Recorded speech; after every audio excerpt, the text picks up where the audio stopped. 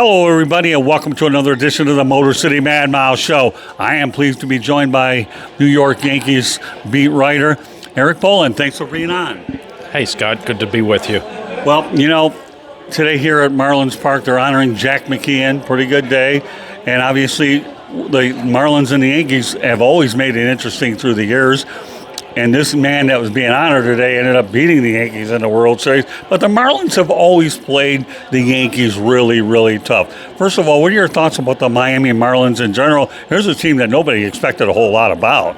No, and the way they started off, Scott, didn't give you any reason to expect very much. And then the last month and a half, they obviously, and you would know this better than me, you see them on an everyday basis. I just see the Yankees every day. But, you could see them coming. You saw them winning more and more games, and then they reeled off, 10 or 11, straight last month. And a team that was expected after the first 2 months of the season that would be holding a trade deadline fire sale.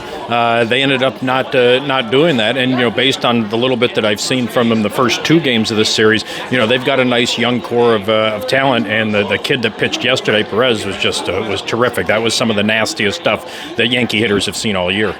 Let's talk about Sandy Alcantara. Were you surprised that he was not traded at the deadline?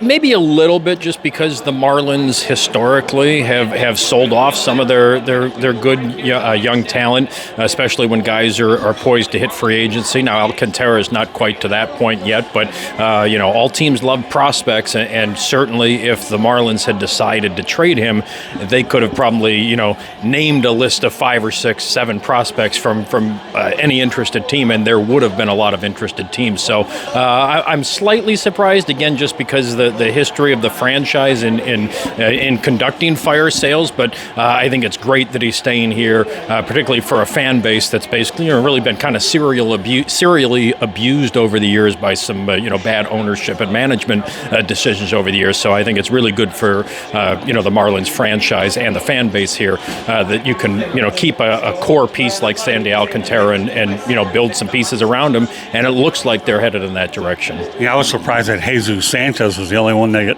got sent out, yet they got a pretty good haul there as well. Yeah, I can't really speak expertly on what the Marlins did at the trade deadline. I know some of those prospects were pretty highly regarded, but the specifics of that I really can't say. Well, this Augustine kid that came down in the Jazz Chisholm home, give me your thoughts about him. He was a guy, the Yankees in their organization, that they thought that he might hit at this level. They weren't sure that he had a position, on the field. But if you have a great hitter, you'll find a way to get him in the lineup. But the Yankees and Brian Cashman, their longtime general manager, has said this often over the years: to get something, you've got to give something up. And the Yankees were desperate to get Jazz Chisholm last year because he filled a significant hole. They really needed a third baseman, even though he had never played third base in his career. But his athleticism, the fact that he was a very good second baseman, gave him some flexibility. And they desperately needed a third baseman last year. So, they had to give up a piece in Augustine that they really didn't necessarily want to give up. But, they thought he could hit, maybe not to this degree, but they were confident he'd be a good major league hitter. Let's talk about the transition from Joe Girardi over to Aaron Boone.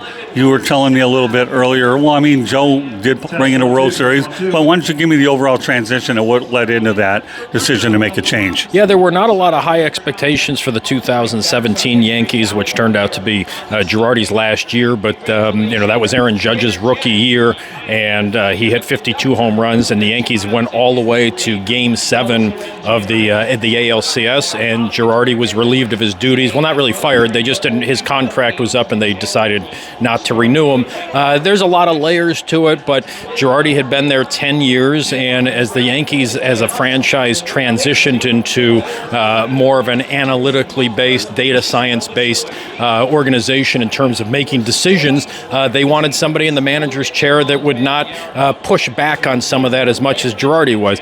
Now, Girardi was all in on as much information as possible, but he still would leave 10 or 15% where he would push back, argue against some of the analytics department and some of the decisions that they wanted to make. The Yankees didn't want that in the manager's chair. They also wanted a little bit friendlier face in terms of delivering the message to the fan base through the media. As we all know, these managers, all 30 of them, have pre-game availability, post-game availability, and it's all on television. And Joe Girardi, who I thought was a very good manager and I had a good professional relationship with, but Joe would be the first person to tell you that he doesn't light up the TV camera, doesn't light up a reporter's notebook, anything like that, with pithy quotes. Not that Aaron Boone does necessarily either, but Boone was on television with ESPN for a number of years, right. And the Yankees just thought that maybe he'd be a little bit better, messenger. There's, other reasons that played a role in that. Again, Joe had been there 10 years, and they felt that maybe they just wanted a different voice in the clubhouse. But, it was a smooth transition, and anytime you have Aaron Judge in his prime, that's going to make any manager's job a little bit easier. How would you define the job that Aaron Boone has done? I think he's a heck of a manager. I love the passion and energy that he has, the way he backs his team. To me, this is a guy, of course, he hit a historic home run with him as well. So the Boone family is obviously known in Major League Baseball as historic, but Aaron Boone, how would you define the job he's done? Well, they've made the playoffs, every year, but one since he's been, Yankees manager. But here's the bottom line, Scott. In New York, you get graded on championships once. As great as Aaron Judge has been, for example, there's a glaring hole in his resume, and he's headed to the Hall of Fame. He's a first ballot Hall of Famer if he doesn't play another Major League game. But Yankee fans, in their back of their mind, and even the media, in terms of evaluating his career, there's a yeah but, and that yeah but is he hasn't won a championship as good as he has been. It's the same thing with Aaron Boone. Fans don't want to hear about playoff appearances or, even a World Series appearance last year, which did break a pretty long streak. They had not been to a World Series since 2009. But ultimately, you get graded on championships won, and Aaron Boone hasn't won one yet, and so he will not be fully embraced by the fan base unless that happens. All right, let's talk about last year's World Series. I know we have to get a game shortly, but last year's World Series, the Dodgers were one heck of a team, obviously paid a lot of money like the Yankees do. How would you define what we saw last year? I know Aaron Boone was under the microscope quite a bit. Yeah, I don't think he had anything to do with them losing that World Series. Like you said, Scott, the Dodgers were terrific. The National League was much deeper with higher caliber teams at the top than what the American League was. The Yankees had I don't want to say it was an easy pass to the World Series, because you can only beat the teams that are in front of you, and that's also an insult to the other teams. But the reality is that the National League was better overall than the American League, and the Dodgers were the class of that National League. The Yankees had to go through an up-and-coming Kansas City Royals team, and then a Cleveland team that seems to overachieve, pretty much every year. And then they ran smack dab into the Dodgers, who, top to bottom, their lineup was deeper, more athletic, more fundamentally sound team, and even while all of their pitching problems, they still brought in, guy after guy, out of the bullpen that seemed to shut the Yankees down. So, bottom line was, look, the Yankees, you could argue, gave away 2 games in that series. Game 1, the walk-off grand slam that Nestor Cortez gave up to Freddie Freeman. Yankees should have certainly won that game. And then Game 5, they're up 5-0 in the 5th inning. And then they had 2 errors and a third play that could have been an error when Garrett Cole failed to cover first base, and the Dodgers tied that game and then ended up winning the series at Yankee Stadium when the Yankees again coughed up a 5-0 lead. But I don't think anybody covering that series or watching that series on TV could have concluded anything other than the fact that the Dodgers were just the better team. How much of a window do you think Aaron Judge has to get that World Series in New York? I know they're getting impatient, but I don't know the perspective of the front office on this. Yeah, those are 2 separate things. Judge is 34 now.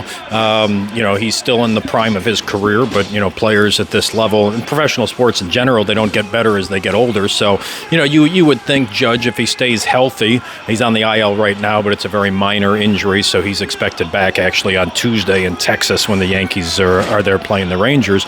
But you figure he's got probably 3 years left in the prime of his career. But the Yankees have a good core of young players. They're always going to spend money in free agency. I think as long as Judge is on the field, that window is open somewhat for the Yankees. How much did Gleyber Torres meant to the Yankees? Well, he's with Detroit now, but he was the centerpiece of a trade that the Yankees made back in 2016. They traded Aroldis Chapman to the Cubs, who felt they were a closer away from winning the World Series, and Glaber at the time was the top position prospect in Major League Baseball. And the Yankees basically said, okay, if you want Aroldis Chapman, you got to give us Glaber Torres, and that's how he ended up in New York. The start of his career in New York was better than it ended. His first couple of years, he was an all-star, and then he gradually just didn't match those numbers that he did his first couple of seasons. Isn't it interesting, though, to see Jazz Chisholm and Giancarlo Stanton, two former Marlins here, in the order back-to-back, coming many years apart? And I have one last question about the trade deadline. We'll be done. Well, I'm sorry, what was the question on? Sure, you have Jazz Chisholm recently traded and Giancarlo Stanton, who Derek Jeter sent to the Yankees, and now they're in the same lineup against the Marlins. Yeah, no, it's interesting, and I know both guys were looking forward to coming back here.